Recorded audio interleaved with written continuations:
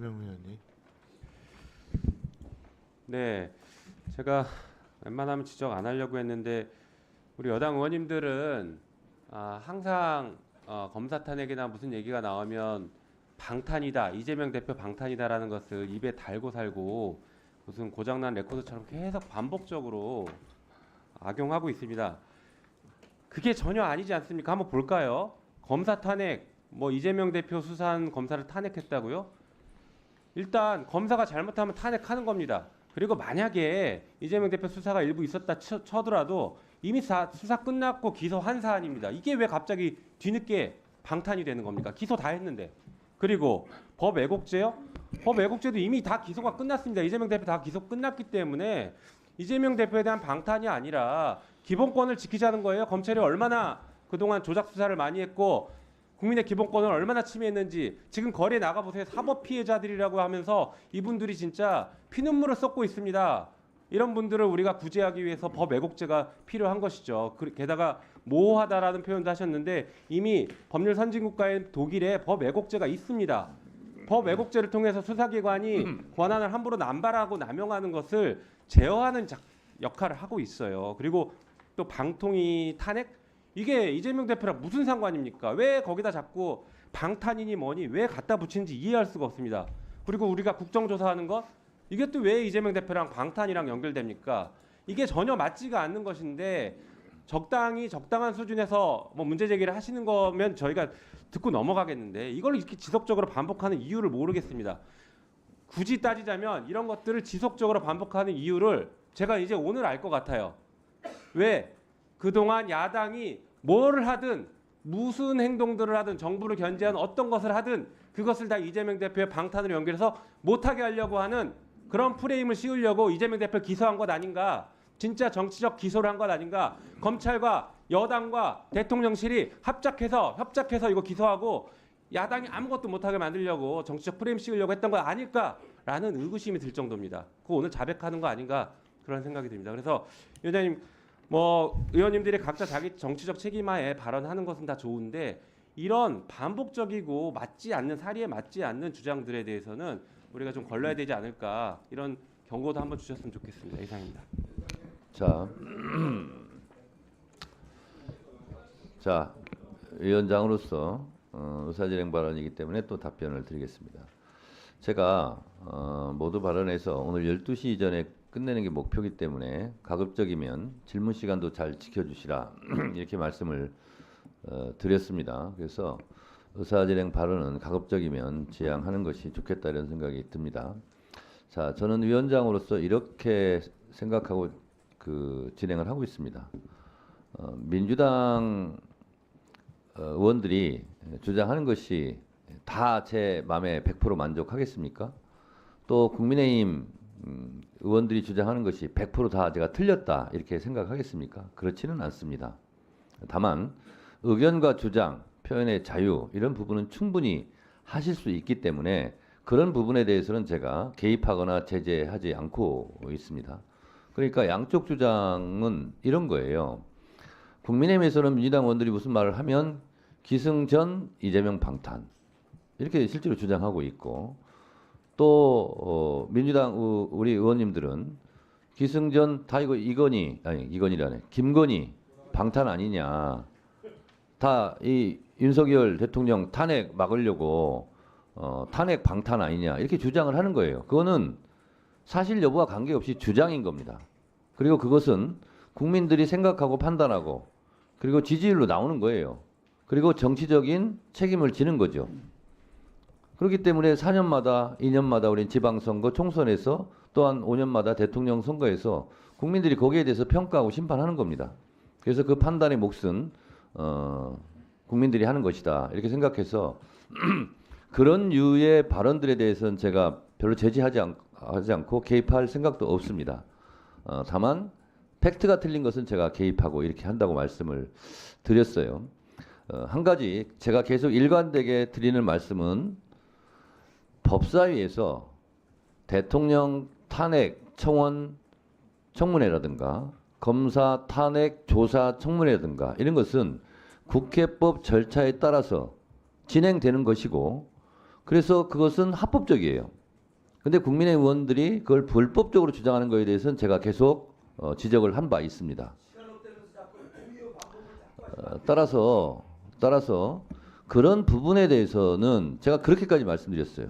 정 그것이 불법이라면 여기를 왜 들어오시냐? 국민의힘 의원들도 그러면 불법 행위에 대해서 가담하는 거 아니냐? 이렇게 제가 주장하고 말씀을 드렸어요. 그래서 그런 부분들은 가급적이면 지양 해달라고 말씀을 드렸는데 그럼에도 불구하고 국민의힘 의원들이 주장을 한다면 그건 제가 어쩔 수 없는 상황이죠. 그래서 김영민 의원님이 그런 심정으로 이해하신 것으로 제가 이해를 하고 이 부분도 이렇게 언급하는 것으로 그냥 넘어가는 걸로 하겠습니다. 박준태 의원님 주장은 민주당 의원님들에게 그러면 이재명 대표 방탄하지 않겠다 이렇게 선언해라 이렇게 말씀을 하시는데 그러면 이건태 의원님도 제가 의사진행 만들 텐데 그러면 민주당에서 바로 이렇게 나와요. 그러면 국민의힘 의원들도 김건희 특검, 최상병 특검 반대하지 말고 동의해라. 그리고 국민의힘 의원들도 윤석열 정권 탄핵 방탄하지 않겠다. 탄핵 사유가 되면 박근혜 대통령 탄핵 때처럼 우리도 동참하겠다 이렇게 선언해라. 그러면 그 말을 들으시겠습니까? 그래서 주장이라는 거예요. 저는 그 주장은 하시라 이거예요. 그래서 다만 주장을 하시는데 그게 마음에 안 들다고 중간에 끼어들지는 하지 마시라. 그리고 지금처럼 그 발언에 대해서 정 의사진행 발언을 하겠다면 이렇게 하시라. 이런 것을 제가 말씀드리는 거고 지금 김용민 의원님이나 박준태 의원님은 제 방침에 맞게 하신 거다. 이렇게 생각하고 내용은 뭐 각자 생각을 하시라. 이런 겁니다. 그래서 이건태 의원님 의사진행 발언 드리면은 또 누가 또 손들고 의사진행을 하기 때문에 이 정도로 마무리하고 넘어가도록 하겠습니다. 이성윤 의원님 질문해 주세요. 예, 전주울 출신 이성윤입니다. 예, 처장님 그리고 김진 국장님도 앞에 나와 계십시오. 뭐 제가 처장님과 저와 인연은 말씀드리지 않겠습니다. 한 가지만 물어보겠습니다.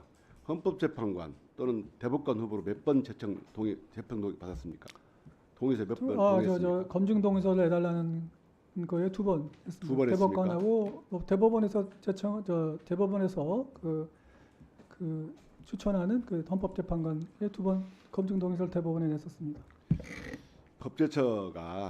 법제처장이 윤석열 영상 정권에서 정말 법리로 윤석열 검찰 정권에 부역한다는 법리 부역을 한다는 국민들의 비판이 많이 있습니다. 정말 옛날에 했었던 것처럼 정말 원칙과 공정과 상식 회복하십시오. 한 가지 물어보겠습니다. 대통령은 재직 중에 재판을 받습니까? 그 부분은 아니, 짧게 답하세요. 받습니까 안 받습니까? 그건 학설상 논란이 있고 받습니까 안 받습니까? 그거는 제가 답변 드릴 수 없죠. 왜냐하면 그게 헌법 84조에 뭐라고 돼 있습니까? 네? 헌법 84조에 뭐라고 돼 있어요? 헌법의 해석을 제가 이렇게 아니 외부적으로- 받습니까 안 받습니까? 저는 여러 가지 논란이 있다는 것만 말씀드리겠습니다. 논란을 말하는 게 아니고 본인 생각을 말하는 거예요. 헌법의 84조 해석상 대통령은 재직 중에 재판을 받습니까? 법정에 나가야 됩니까? 안 나가야 됩니까? 재직 중에 재판이라고 일반적으로 말씀하시면 거기에 대통령. 대해서는 그러니까 거기에 대해서는 본인 생각을 말씀하시라는 거예요. 아니 그거는 찬반 양론이 있고 지금 그 헌법재판소에서 자, 판단한 화면만 사항에 보여주시죠. 대해서 제가 말씀드리기 좀 곤란합니다. 네. 책을 봐도 어느 책을 봐도 대통령 재직 중에는 불소추특권의 본질상 형사재판권을 행사할 수 없다고 되어 있습니다. 대통령은 재판할 수가 없어요. 그런데 대통령 재직 중에도 재판을 받아가지고 유죄 확정되면 뭐 문제가 된다. 이건 말이 안 되는 겁니다.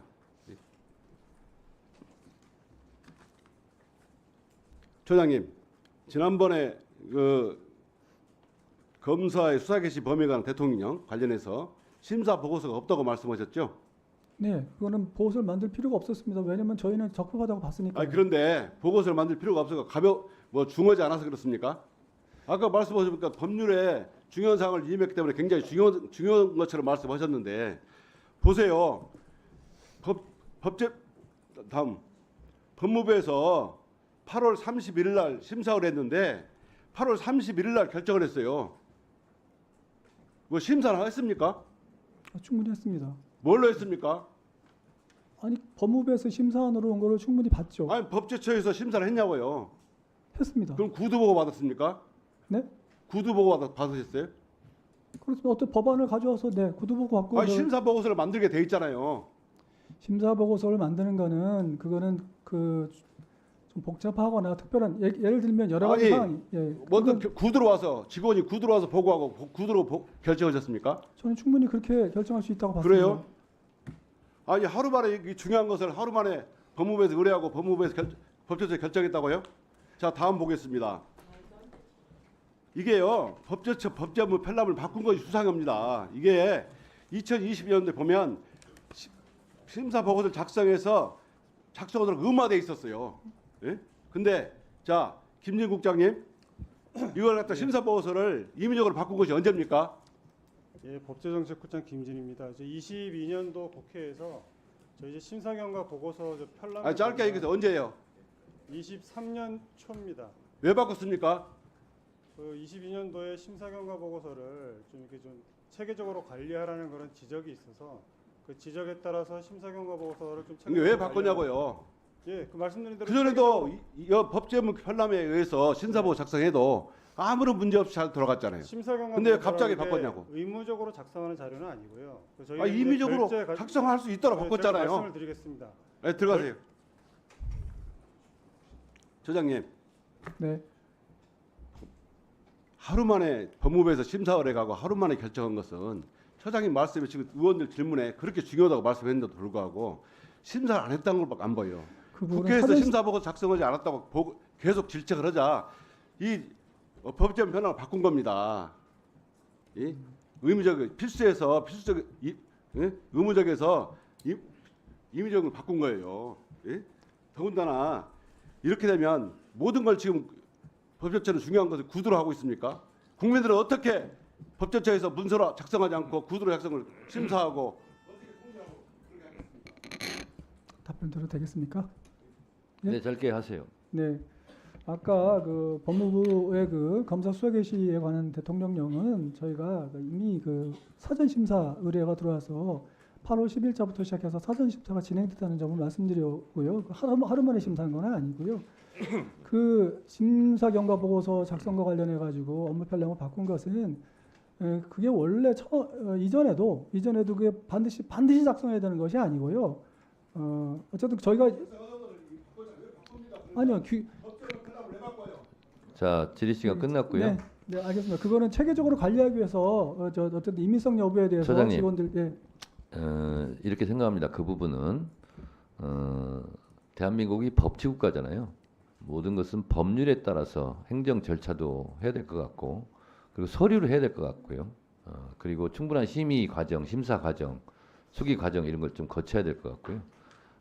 그것이 예외가 있죠. 예를 들면 경찰관이 있는 현장에서 뭐 현행범을 체포할 때든가 뭐 이런 경우 긴박하게 뭐 사후 보고해야 될 때 이럴 때는 그렇게 해도 되는데 특히 법제처 같은 경우는 법령을 해석하는 거기 때문에 법에 맞게 그리고 또 서류로 절차를 밟아서 하는 것은 맞는 것 같아요. 네, 그래서 그런 부분은 좀 유념해 주시기 바랍니다. 잘 유념하겠습니다. 처장님, 최민희 방통위원 내정자 유권에서 검토한 기간이 얼마나 된지 아십니까? 한 7개월 정도. 네, 약 7개월 225일이더라고요. 유권에서 결과 나왔습니까? 유권에서 결과는 없습니다. 그 철회했기 때문에 저희가 해석을 내지 않았습니다. 보통 평균적으로 지금 법제처 법령 해석 기간 보니까 회신 기간이 보통 2021년 37.9일, 2023년 39.6일, 2024년 39일이더라고요.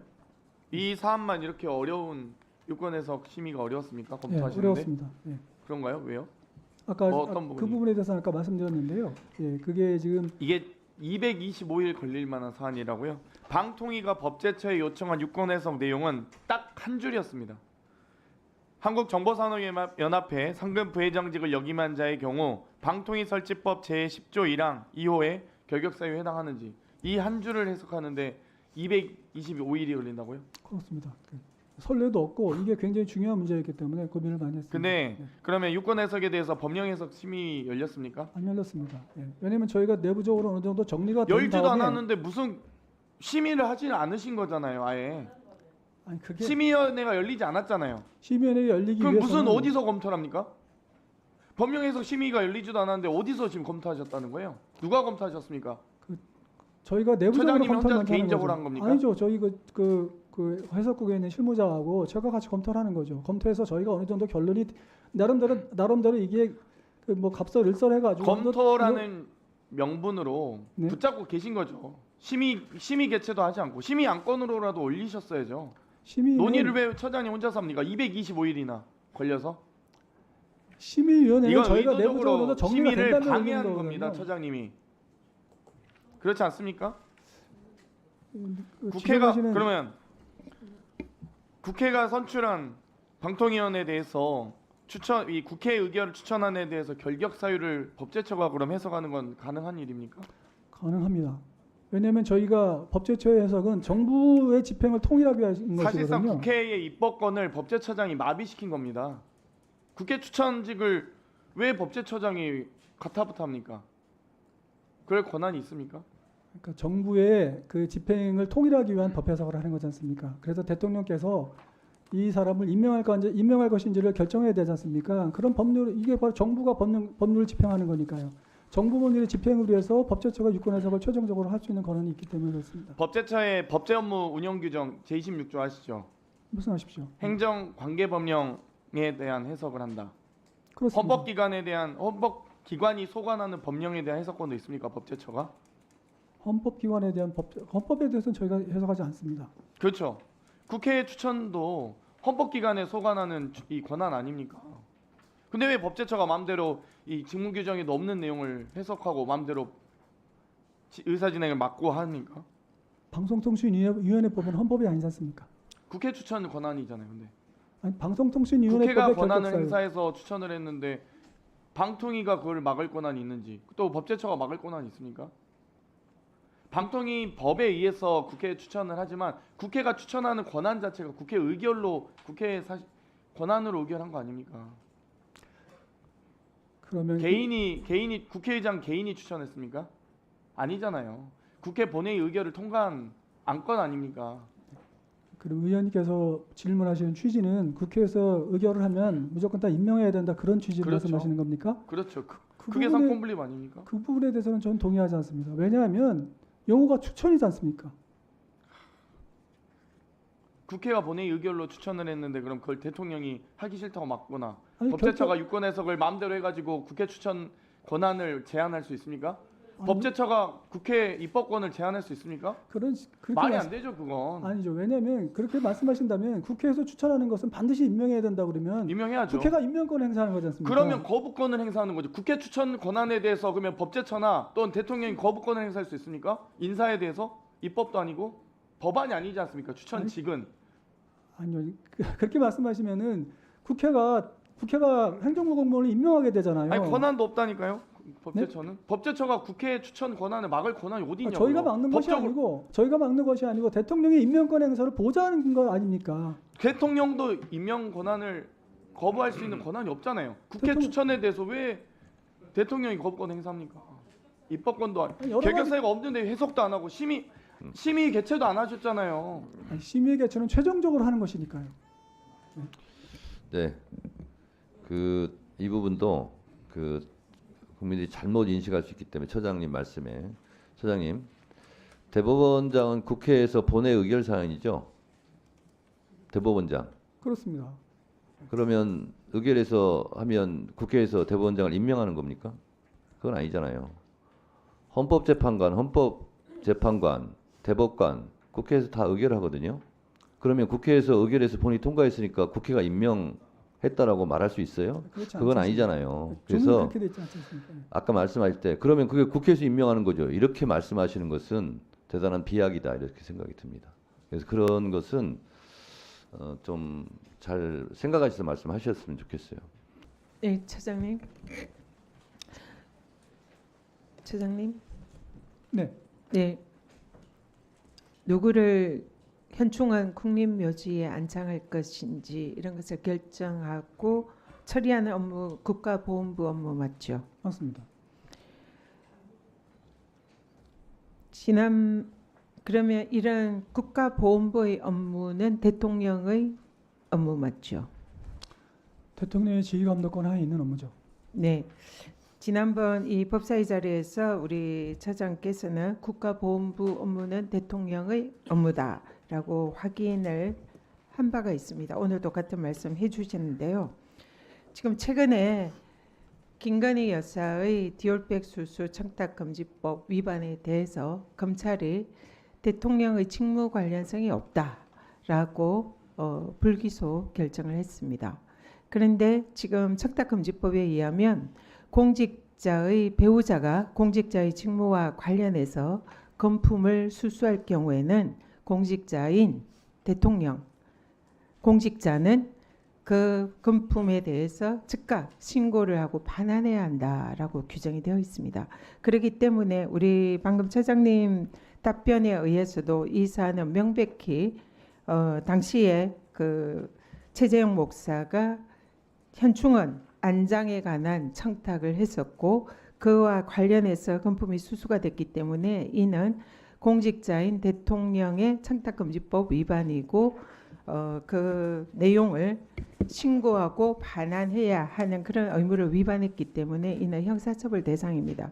지금 우리 차장님께서는 직무 관련성, 대통령의 직무 관련성을 인정을 하셨는데 이 부분에 관해서 검찰이 달리 해석한 것에 대해서는 매우 유감이고 이 부분은 명백히 대통령이 청탁금지법으로 처벌받는 사안이다 이런 말씀을 그 부분 좀 한 드립니다. 말씀 드려도 되겠습니까? 제가 다른 질문을 좀 드리고 그럼 네, 질문 끝나고 한 제가 말씀 듣고 주시죠. 싶은 답변 충분히 얻었기 네네. 때문에 네. 지금 법제 업무 운영 규정에 따르면 중앙행정기관의 훈령, 예규, 고시가 제정, 개정, 폐지됐을 때 법제처, 법제정보 시스템에 등재를 해야 됩니다. 그렇죠? 그렇습니다. 그리고 공공기관 정보 공개에 관한 법률에 따르면 국회나 법원, 감사원 등도 이 정보 공개를 하도록 규정을 하고 있습니다. 그래서 이 법치주의가 관철되려면 각 기관이 법률에 맞는 규정과 지침을 가지고 또 제대로 지키고 있는지 점검하고 평가해야 되는데 이거는 법제처의 중요한 업무입니다. 그렇죠? 네, 그렇습니다. 감사원의 경우에는 감사 결과, 처리 결과에 대해서 총 9개의 비공개 규정을 두고 있습니다. 윤석열 정권 들어서 감사원은 정치적 중립성과 독립성을 방기하고 자신들의 입맛에 맞게 전 정권 그리고 야당에 대한 탄압을 하는 그런 취지의 내부 규정을 수정해가고 또 감사권을 남용하고 있다. 그런 의혹을 꾸준히 받고 있는 상황입니다. 감사원은 감사원 감사사무 처리 규칙에서 여러 가지 규정을 두고 있는데 이 규정들은 현재 외부에 공개를 전혀 하지 않고 있습니다. 그래서 법률과 내부 규정에 의해서 감사 업무를 제대로 하고 있는지 국회조차 그 내용을 제대로 알 수가 없고 또 사실상 국회에 이번에 또 국감에서도 상당히 방해를 받고 있는 이런 상황입니다. 우리 법제처에서는 이런 감사원 감사 관련해서 그 주요한 내용을 국회와 법제처에 공개하게 하고 또 이런 감사 권한 남용을 방지하는 데 좀 노력을 할 필요가 있다 이렇게 생각하는데 어떻게 생각하는지 답변 주시기 바랍니다. 네, 규칙 공개와 관련해서는 저희가 그 등록을 하게 하고 또는 뭐 비공개 규칙에 대해서도 여러 가지 목록을 달라 하면서 이제 그런 권한은 있습니다만 공개 여부를 결정하는 것은 결국 소관부처에서 결정하는 것이고 소관부처에서 여러 가지 사항을 감안해서 공개 여부를 결정하는데 법제처가 그거를 공개하라 이렇게 할 수 있는 권한이 없습니다. 그런 한계가 있는 걸 좀 양해해 주시기 바라고요. 그다음에 지금 아까 그 직무 관련성과 관련해서 말씀드리면 물론 이제 국가보훈처와 관련된 업무가 대통령의 지휘권은 있는 그런 업무인 것은 맞습니다만 구체적으로 어떤 사안이 이게 과연 직무 관련성이 있는 그런 그 물건이냐. 감사원이 지금 그렇게 비공개를 하지 않고 사실상의 국회 감사권이나 국민의 알 권리를 침해하기 때문에 여기에 대해서 법제처가 적극적으로 역할을 할 의사가 있는지를 질문하는 겁니다. 그냥 그대로 두겠다는 취지인가요? 저희가 그런 권한이 없습니다. 네. 그리고 그 네, 처장님. 네네 이거는 좀 말씀드리고 처장님. 싶은데요. 네네 처장님. 네. 질문 시간이 끝나고 네. 추가 발언할 때는 위원장에게 요청하는 겁니다. 아 그럴까요? 네네. 네. 그 아까 제가 말씀드린 것에 부족한 부분이 있어 설명드려야 될 부분이 있어 잠깐만 말씀드리겠습니다. 네, 그 부분은 네. 제가 지금 그 하실 것 같아서 말씀을 드렸는데 네. 아까 전현희 의원님 답변 과정에서 대통령이 직무 관련성이 있다라고 말한 부분을 뒤집고 싶은 거 아니에요. 지금 그러면 정정 발언입니까? 아, 정정 발언은 아닙니다. 보충해서 설명을 드려야 정정 되니까. 발언이 아니면 네. 그냥 넘어가시죠. 아니, 왜냐하면 구체적인 왜냐면- 사안을 따져서 이게 결정해야 되는 아니, 것이지. 네. 정정 발언이라면 제가 시간을 드리고 싶고 그것이 아니라면 다음 기회 하셔도 될 것 같아요. 지금 그러면- 시간이 왜냐하면 제가 지금 너무 답변한 게 제가 지금 답변한 게 오해될 수 있으니까요. 저기 질문 시간이 끝난 다음에 추가 발언 시간을 줄 것인가 말 것인가는 위원장 재량 사항입니다. 그래서 제가 정정 발언이라면 드리는데 그게 아니라면 뭐 그냥 넘어가셔도 될 것 같습니다. 아니 시간이 짧으니까 의원님들이 하는 거니까요. 알겠습니다. 네. 예, 예. 그렇게 하시는 게 좋을 것 같습니다. 계속 처장, 제가 박지원입니다. 네. 윤석열 대통령하고 법대 연수원 동기면은 처장도 구수했어요? 답변을 구하시는 겁니까? 아, 처장 구수하셨냐고. 아, 아닙니다. 네. 저는 대통령과 법대도 동기고 연수원도 동기라고 하니까 구수하셨는가 해서 물어봅니다. 오늘 지금 보면은 처장께서 대법관, 헌법재판관으로도 추천됐는데 되지 않은 것은 국가를 위해서 참 잘한 일이에요. 그렇지만 오늘 처장의 답변 태도를 보면은 법제처장이 아니라 검찰 파견관 같아요. 그래서 윤석열 대통령이 자기 동기 측근이기 때문에 법을 왜곡 해석해라 하려고 법제처장 보낸 것 같아요. 자, 이채 양명조 아세요? 무슨 말씀이신지. 이태원, 최상병, 양평 고속도로, 명품백, 주가 조작. 이것을 민주당에서는 5대 범죄라고 했어요. 그런데 지금 최근에 김명관이 추가됐어요. 김대남 아시죠? 김대남. 보도에서 얘기는 들었습니다. 예. 네. 명태균 관저 비리. 이러한 8대 비리를 보면은 우리 국민은 김건희, 윤석열이 모두 관계가 있어요. 그렇기 때문에 특검을 해야 된다. 공수처를 검찰이 해야 된다 하는데 안 하고 있잖아요. 그러니까 야당에서는 탄핵 특검을 요구하는 거예요. 그런데 법제처장이 뭐 할 수 없다? 그러면 이채 양명조 김명관을 어떻게 처리할 거예요? 말씀해 보세요.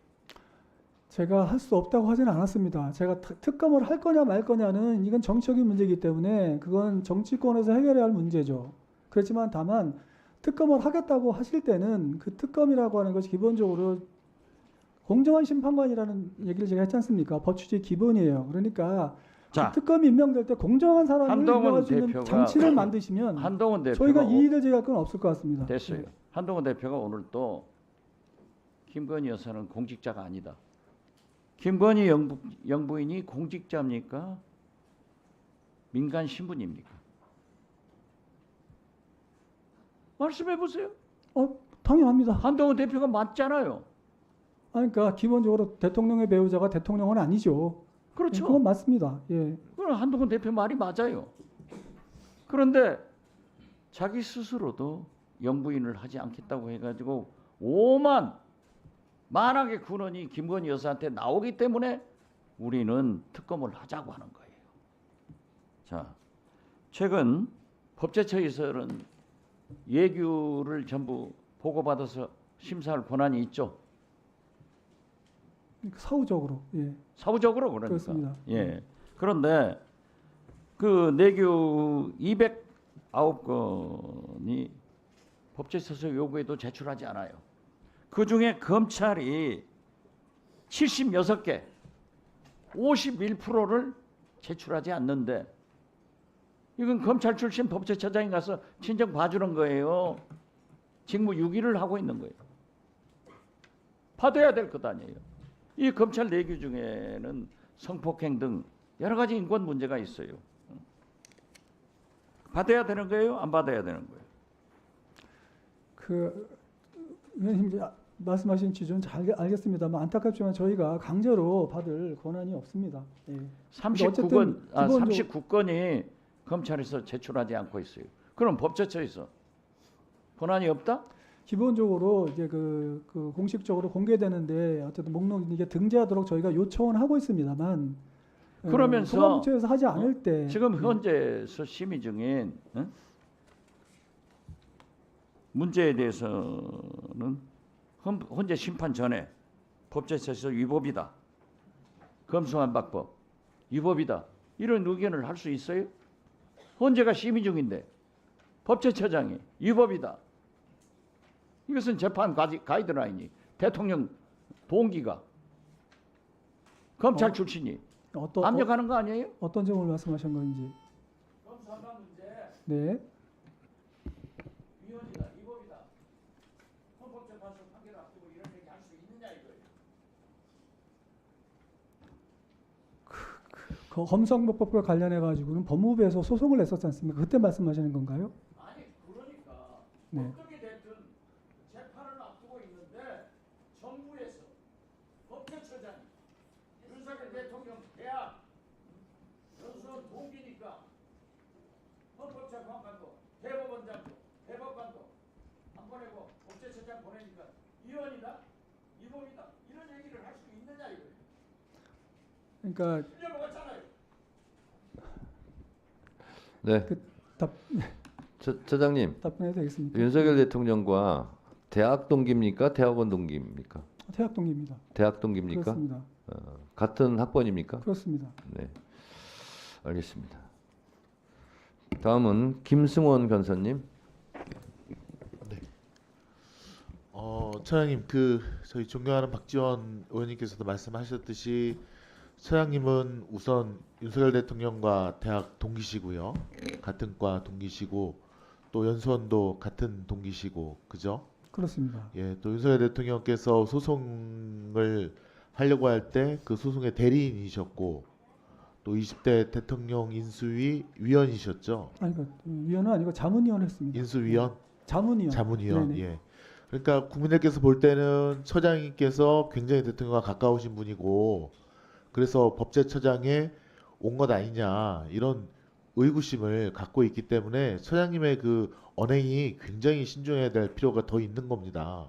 예, 예. 인정하겠습니다. 그런데 이제 저희가 2024년도 총선 관련해서 보니까 처장님께서 2024년도 상반기에 그 언론 인터뷰를 10번 하셨고 기고를 9번 했다라고 나오는데 그거는 맞습니까? 그 횟수는 잘 모르겠습니다만 네, 언론 인터뷰는 여러 번 했습니다. 네. 그러니까 굉장히 많이 하셨더라고요. 네. 근데 이제 처장님이시니까 당연히 이제 정치적 중립 의무가 있는 거 아니겠습니까? 맞죠?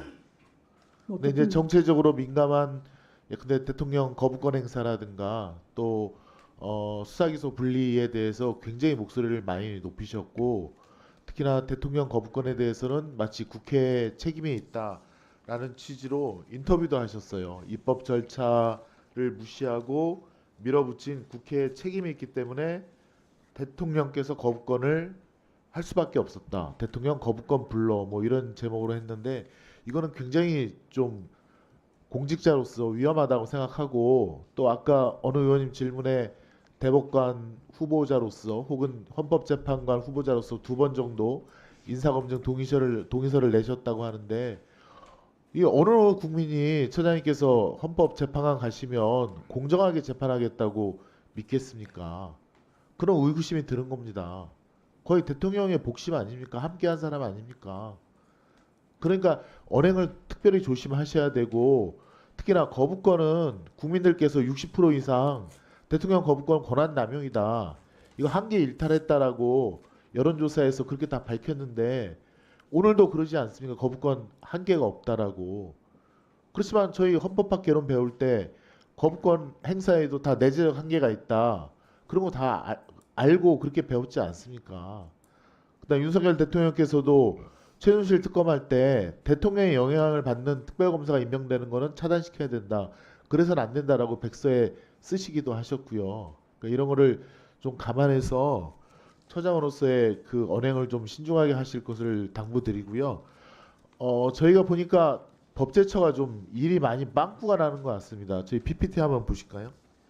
이거는 아마 작년 5월 달에 이미 언론 보도에서 난 건데 법령 해석에 있어서 본인 확인을 약국에 갈 때도 해야 된다. 쉽게 말해서 신분증을 갖고 가야 된다라고 그래서 아주 국민들이 난리가 난 적이 있었습니다. 약사분들이 이거 신분증을 확인하고 약국 처방을 해야 되는지. 근데 예외 조항이 있는데 법제처에서 이걸 놓쳐갖고 국민들에게 혼란을 드렸죠. 다음 또 뭐 있습니까? 노란 버스인가요? 학생들 어디 갈 때 그 전세 버스 빌려서 가는 거 거기도 이 노란 버스가 적용된다 그래갖고 또 굉장한 혼란을 실무상의 혼란을 또 일으킨 적도 있었고, 그 다음에 법제처가 2023년도 회사 내 괴롭힘 성희롱 사건에 대해서 사용자 측 조사 참여자는 비밀 누설을 금지를 감독할 의무가 없다. 그러니까 회사 측에 마치 방관해도 된다라는 해석을 줘갖고 이것도 혼란 일으키는 거 알고 있습니까, 처장님? 그 부분은 저희의 해석 취지하고 다르게 좀 다르게 이해된 것 같습니다. 대법원 판례는 사용자 측에도 비밀 누설이 되지 않도록 하는 그 의무가 있다라고 판결이 있는데 대법원 판결을 무시한 법령 해석이 있었다라는 점도 말씀을 드리고요. 다음번 그러니까 처리 기간에 대해서 좀 말씀을 드리고 싶은데요. 다음 한번 보실까요? 예, 지금 법제처의 주된 업무가 법령 해석 관련된 걸 해야 되는데, 자 보십시오. 중앙행정기관 2020년 처리율이 88%에서 2023년 63%로 뚝 떨어졌습니다. 지방자치단체 93%에서 68%로 떨어졌습니다. 민원인 일반 국민의 민원에 대해서 83%에서 57%로 뚝 떨어졌습니다.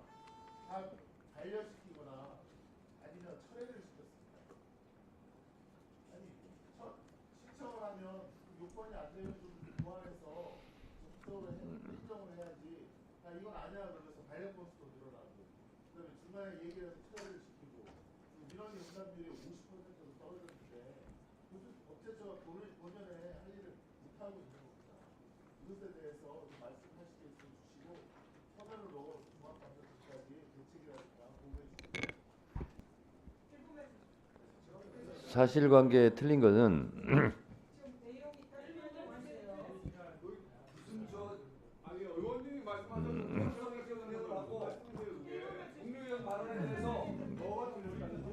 네, 1분만 하세요. 1분만 하세요. 얼른 하세요. 의사진행 발언 잠깐만요. 네. 저한테 하세요. 네네. 저한테. 법제처는 일단 법제처장은 대통령의 변호인이 아닙니다. 그리고 청탁금지법의 구성 요건은 첫 번째 청탁이 있을 것, 두 번째 직무 관련성이 있을 것, 세 번째 금품을 수수했을 것, 이것이 구성 요건입니다. 그런데 저는 법제처장에게 대통령의 직무냐를 물었습니다. 여기서 직무 관련성은 이 사안이 대통령의 직무냐 이것을 묻는 것입니다. 거기에 대한 해석에서 법제처장은 분명히 이것은 대통령의 직무다 대답을 했기 때문에 명백한 구성 요건이 해당이 되고, 지금 답변한 것은 거기에 대한 전체적인 해석을 답을 하는 건데 그것은 법제처장의 답변의 범위가 넘어가는 것이고 본인이 대통령의 변호인을 자처한 것으로 보이기 때문에 이 부분에 대해서 주의를 해주시길 요청드립니다. 네. 자, 전현희 의원님 잠깐만요. 전현희 의원님 의사진행 발언은 아니 안 해도 될 내용 같았어요. 왜냐하면 제가 위원장으로서 개입해서 뭘 할 부분은 없는 것 같고 그냥 유상범 의원이 질의한 것은 질의한 대로 또 답변한 대로 한 거는 답변한 대로 그냥 넘어가면 될 것 같습니다. 네, 정리를 했기 때문에 시간이 없습니다. 저도 5분간 질문하겠습니다. 헌법 33조 근로자는 근로조건의 향상을 위하여 자주적인 단결권, 단체 교섭권 및 단체 행동권을 가진다. 이렇게 돼 있고요. 처장님. 네. 노동조합법 제1조 제일 중요하죠. 목적. 이 법은 헌법에 근거한 근로자의 단결권, 단체 교섭권 및 단체 행동권을 보장한다. 이렇게 돼 있습니다. 네. 그런데 최근에 행안부에서 이 노동자들의 쟁의 행위를 뭐라고 했냐면 국가 핵심 기반의 마비 사항에 포함을 시켰어요. 그래서 실질적으로 쟁의 자체를 사회 재난으로, 그래서 결국은 헌법과 법률을 위반하는 시행령을 만들었는데, 이것을 제가 질의를 하려고 했는데 시간 관계상 이것은 서면 질의를 하고, 또한 청탁금지법상 김건희 여사의 300만 원 명품백 수수는 청탁금지법에는 실제로 이렇게 나와 있습니다. 공직자와 배우자는 받아서는 안 된다는 거예요. 대가성 여부와 관계없이.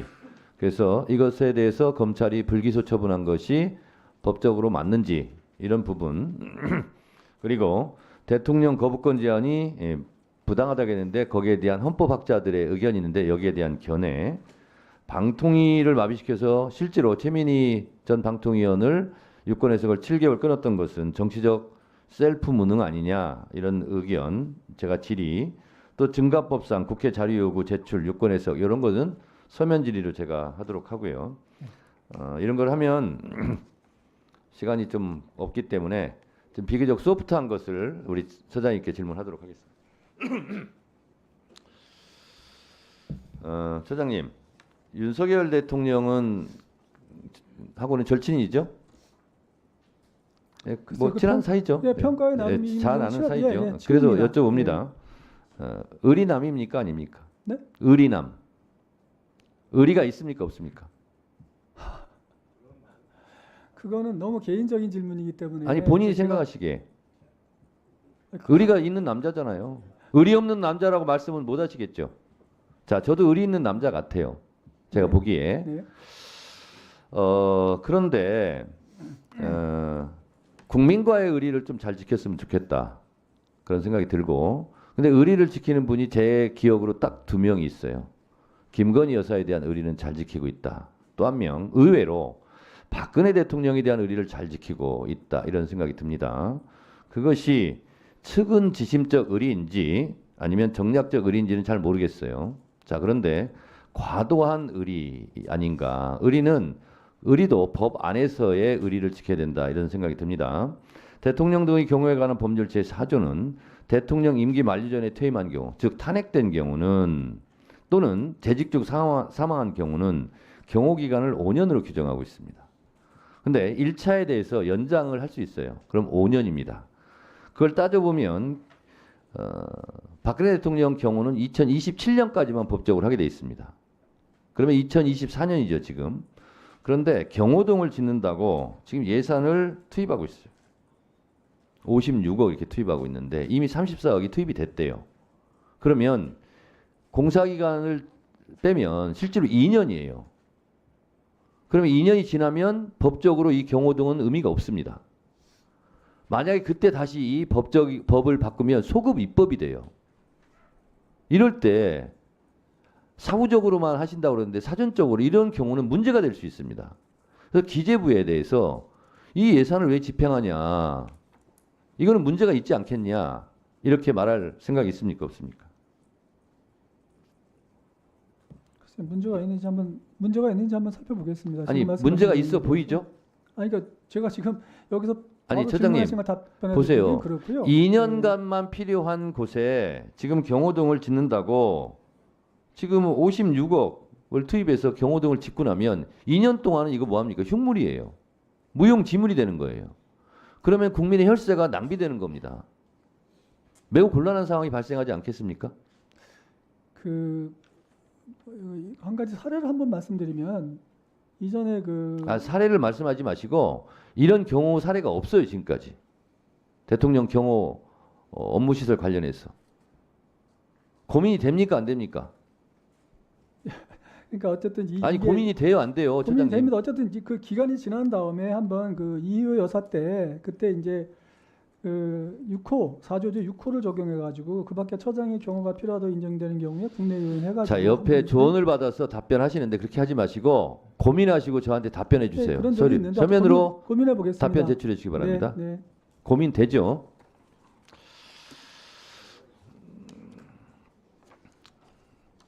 자, 숨가쁘게 그래도 달려왔는데 20분을 초과했습니다. 이상으로 질의를 종결하겠습니다. 오늘 국정감사와 관련하여 저를 비롯하여 김영민 의원, 서영교 의원, 박은정 의원, 송석준 의원, 장경태 의원, 김승원 의원님께서 서면 질의를 하셨습니다.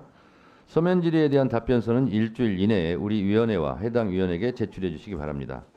서면 질의와 답변서의 내용은 오늘 국정감사 회의록에 게재하도록 하겠습니다. 오늘 법제처에 대한 국정감사에서 위원님들께서 주로 다음과 같은 사안에 대해 질의와 지적을 하셨습니다. 먼저 장애인에 대한 사회적 편견이 담긴 법률 용어가 여전히 남아 있으므로 이를 적극적으로 정비하는 노력을 기울일 필요가 있다는 의견이 있었고, 세계 법제정보센터에서 제공하는 외국 법률 번역을 경제적 교류가 활발한 국가를 중심으로 확대하고 완용률을 제고할 필요가 있다는 의견이 있었습니다. 또한 법령 해석의 신속한 처리 필요성과 함께 중소기업 및 장애인 기업 의무 구매 비율을 준수할 필요가 있다는 지적 등이 있었습니다. 법제처장님을 비롯한 모든 분께서는 위원님들의 지적과 조언을 업무에 적극 반영함으로써 법제처가 우리 헌법 이념과 정신을 법령으로 현실화하는 데 적극적으로 기여할 수 있는 기관이 되기를 당부드립니다. 오늘 성실하게 감사에 임해주신 이완규 처장님과 관계 공무원 여러분 수고 많으셨습니다. 이상으로 법제처에 대한 국정감사를 마치고 오후 2시 30분에 고위공직자범죄수사처에 대한 국정감사를 실시하도록 하겠습니다. 감사 종료를 선포합니다.